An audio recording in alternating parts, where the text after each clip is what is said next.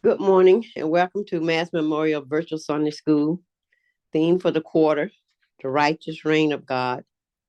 This is Unit 2, Jesus Envisions the Kingdom, Sunday, July 23rd, 2023.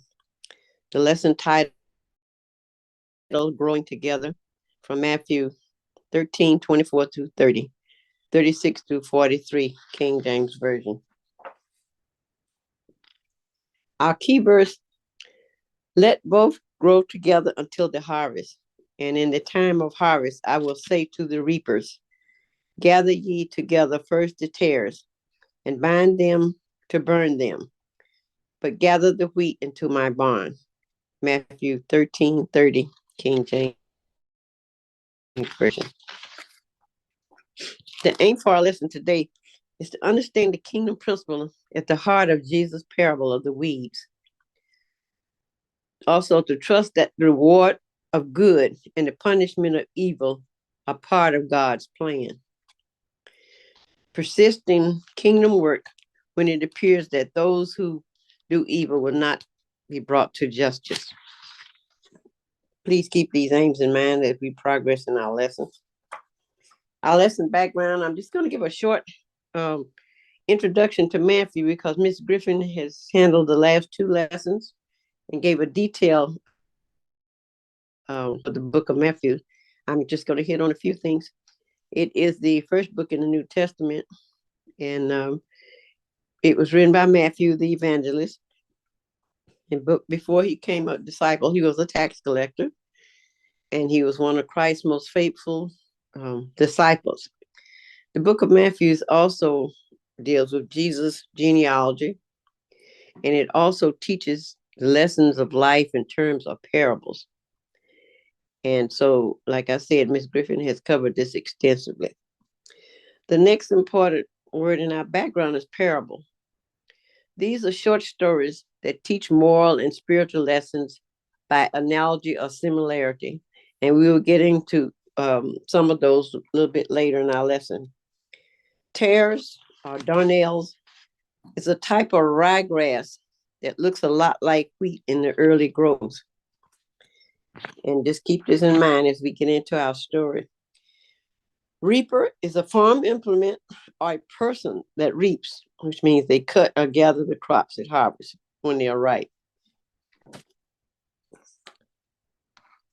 Our lesson scriptures, let them grow together.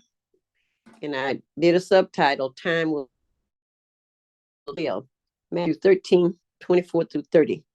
And I'm going to take the first 24 through 26 first. Matthew 13:24. Another parable put he forth unto them, saying, the kingdom of heaven is likened unto a man which sowed good seeds in his field.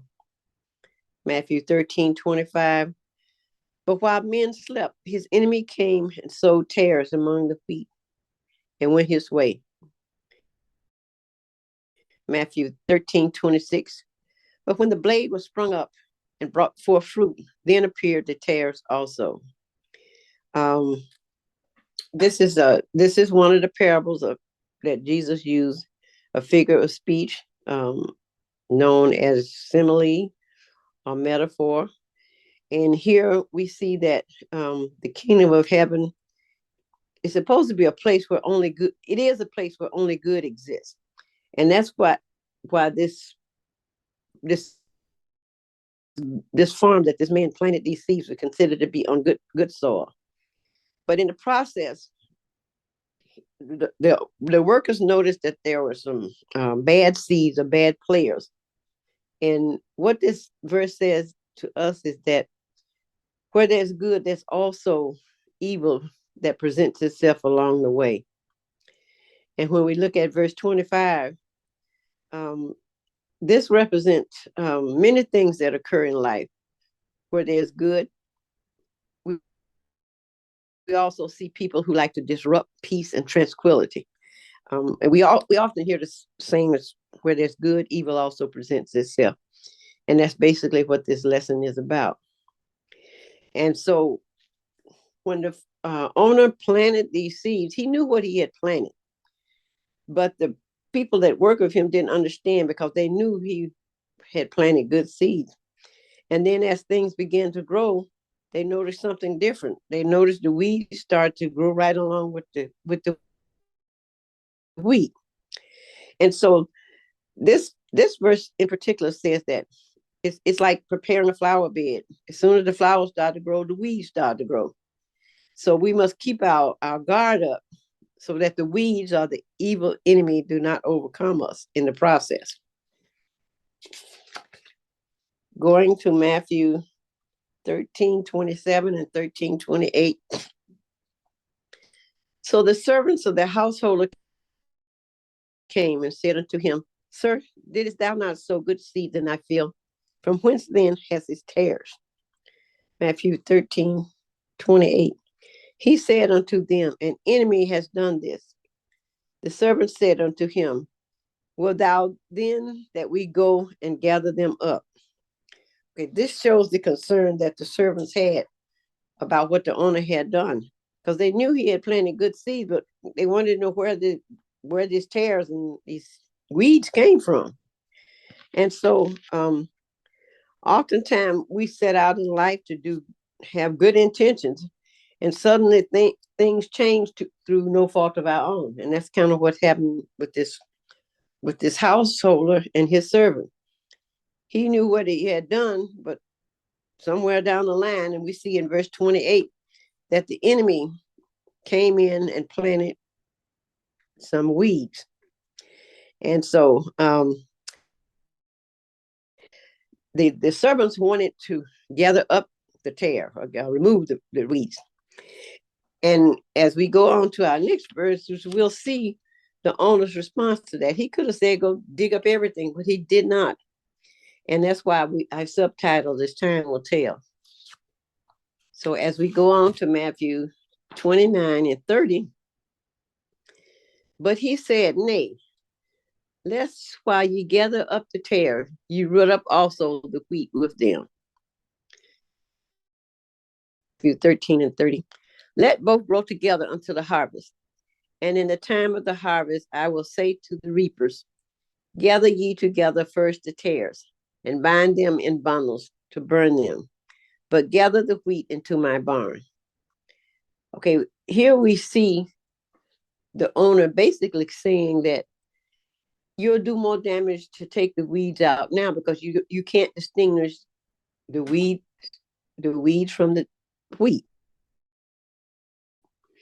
And so he is saying, just wait until harvest time, and then we can separate the wheat from the tare.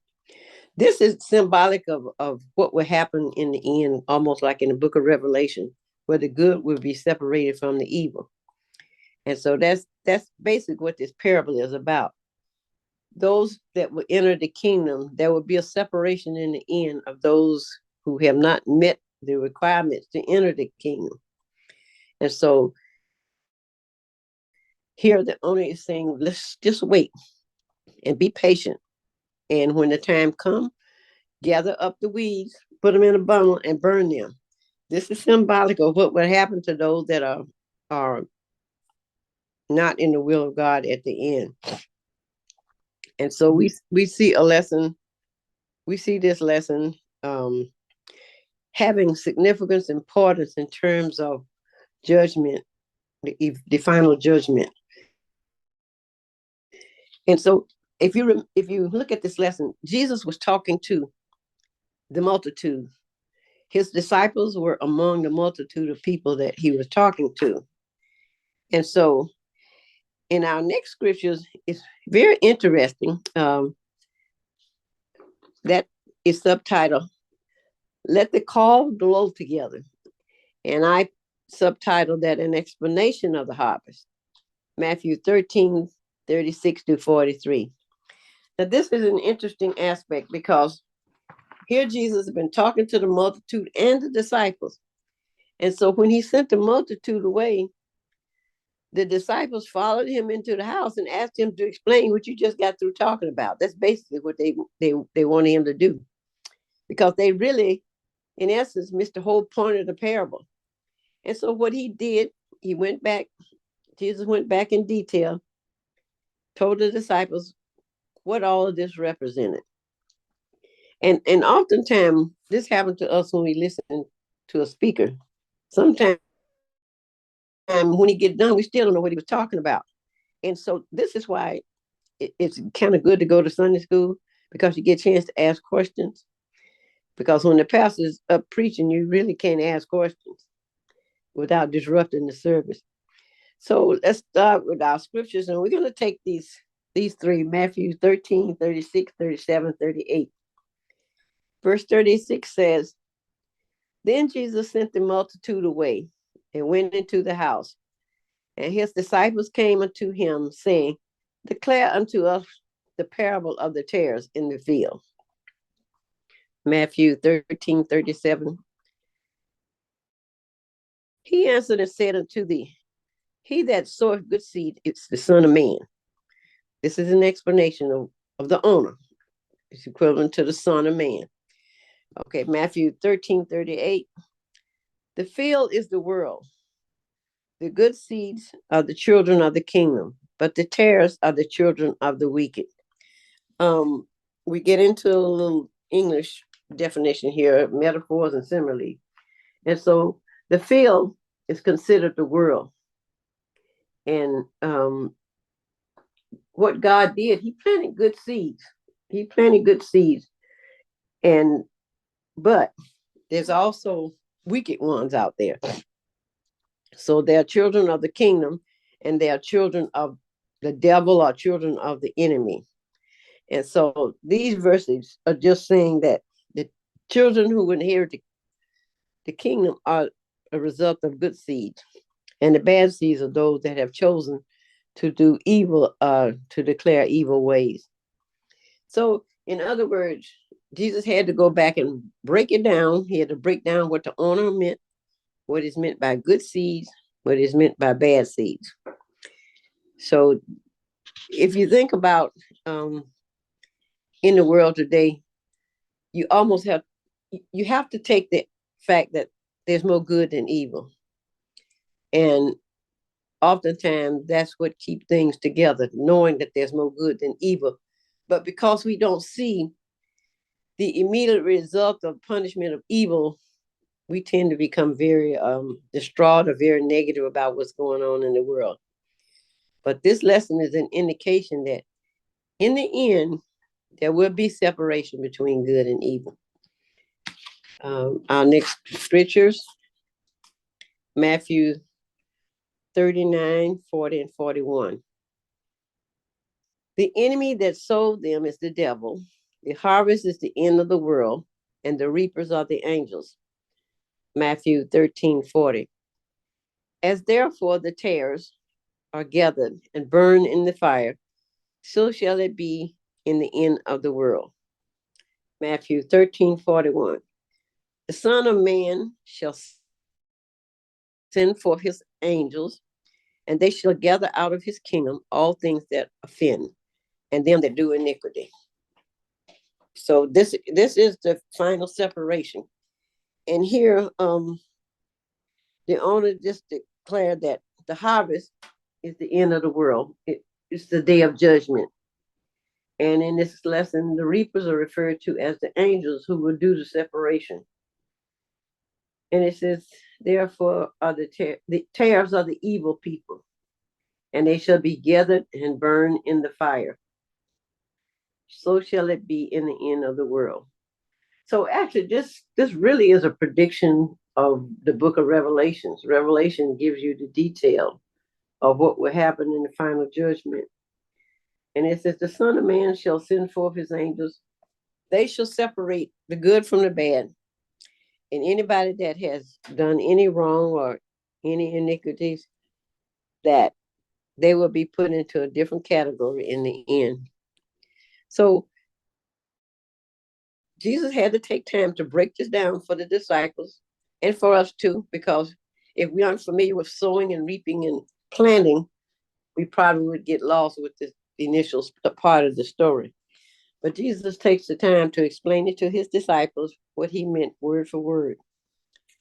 So our next two verses, Matthew 13, 42, and cast them into the furnace of fire. There shall be gnashing of teeth. Matthew 13:43. Then shall the righteous shine forth as the sun in the kingdom of their Father. Who has ears to hear, let him hear. This is some dire consequences. Where Christ said they would be cast into the furnace of fire. Sometimes we think of this as hell or someplace that's hot, and in the final separation, it will be harsh. Gnashing of teeth or thrashing of oneself implies that it's not an instant thing. It's something that's going to last a long time. When you're thrown into the fire, you'll know that pain for a long time. And so this is a description of what the punishment will be in the end. And so it also, in verse 43, lets us know that those who are righteous and are fit for the kingdom will be like the sun. They will shine and they will present a glow into the kingdom. And they will enjoy listening to what God has to say or what Jesus has to say. And they will brighten the kingdom. And they will be presented as a righteous glow to the kingdom. So there's two benefits here. For the righteous, it's like the sun. And we know when the sun shines, we all take a different view on life. It gives us energy when we get up and we have to move around. And those who are not part of the kingdom will be in the eternal fire, which will be their punishment. So in a simple explanation, it's much easier to understand than the initial parable about the wheat and the tare. But he also use that because the multitude of people can relate to planting and reaping. During this time, farming was big, shepherding was big. So he often used these parables that people could understand and make simple for them.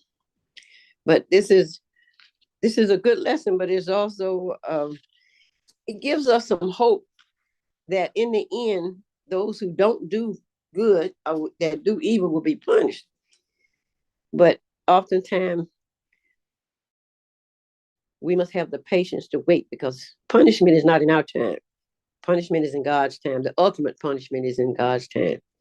And so this lesson really does a good job of explaining the wheat from the tare.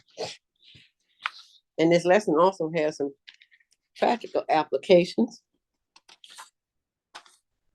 And actually, I look at this lesson, it's a lesson of hope. It may be a little hard to see, but it says to us, don't fret. What we deem as bad seeds in the world today, we know that God has given good gifts and planted goodness throughout this world. But there are many who seek to serve evil by undermining and corrupting what is good. So as we go along, we should keep in mind that there is more good than evil, and that there's always hope.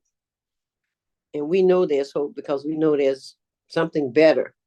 There'll be a separation from the good and the bad.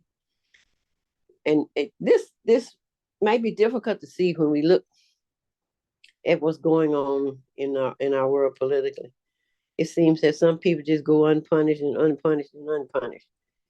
But in the end, they won't go unpunished. It may not be in our time, but it will be in God's time. And so we must be like the farmer who said, separation will come in the end when God has the final judgment. And, sometimes we're going to rush God and punish a person ourselves. And this is where we get in trouble because then evil converts us to do things that we should not do and that may keep us out of the kingdom because we can't be patient and wait. Also, there's a saying, we must stay in our lane. And I think this is a statement that gets used by lots of people in lots of subject matters, especially personal matters. We tell people you need to stay in your lane. And so it's a good statement, and it's a good statement for Christians because we need to focus on our spiritual walk, and we should not be intimidated or frustrated by what people are doing for God. All we can see is the outward appearance. And this is an important point. You know, person can spend their time, they might appear that they're doing good things or might make good decisions, but there's one thing that God knows that we don't know, and that's their heart. People do things for different reasons. They want to do like show and tell. I want you to see me, see what I'm doing, see that I'm politically motivated, see that I'm decorating the church. But it's the inner part. Why are you doing it? What is it that you seek? Are you doing it out of the love of the job? So if we don't stay in our lane and we worry too much about everybody else, we can miss our blessing. And so we need to leave the person's heart up to God, because we like to assume, and we also like to make decisions for other people based on their outward appearance. And this gets us in trouble once again, because we can't control. People like to control people. They like to control situations. They like to control whatever they can control. But oftentimes, this causes you to steer out of your lane and you miss your blessing, because you have forgotten your spiritual walk to worry about somebody else's spiritual walk. So this lesson is just a reminder that in the end, it's not on us, it's on God. And He brings about the ultimate separation.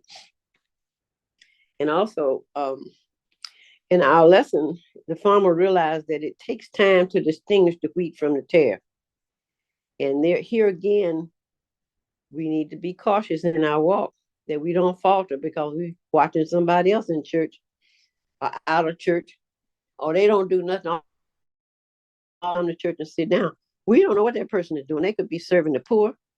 They could be administering in the community. You don't know, just because they don't fit your idea or what's going on. So the farmer was wise in him saying that it takes time to distinguish the good from the evil. And this is something that we must realize. And when it takes time, this lesson becomes a lesson on patience. Because no matter the evil or the corruption in the world, we must stay prayerful and know that God has the last word. Patience is something that sometimes even I'm very short of. I tend not to be as patient as I need to be. And sometimes I think I'm too patient. But the object of the lesson is to be patient. No matter what occurs, God has the final word. And we need to be prayerful in what we do and what we say. And it's not easy. It's not easy in a world where evil just looks like it's running rampant. So on that note, our next Sunday's lesson, we will continue in the book of Matthew. This will be our last lesson in the book of Matthew. And it will have more parables, and we'll see how it relates to everyday life. I hope that you continue to follow us in our virtual Sunday school lessons, and join us next Sunday for a continuation in the book of Matthew. Thank you.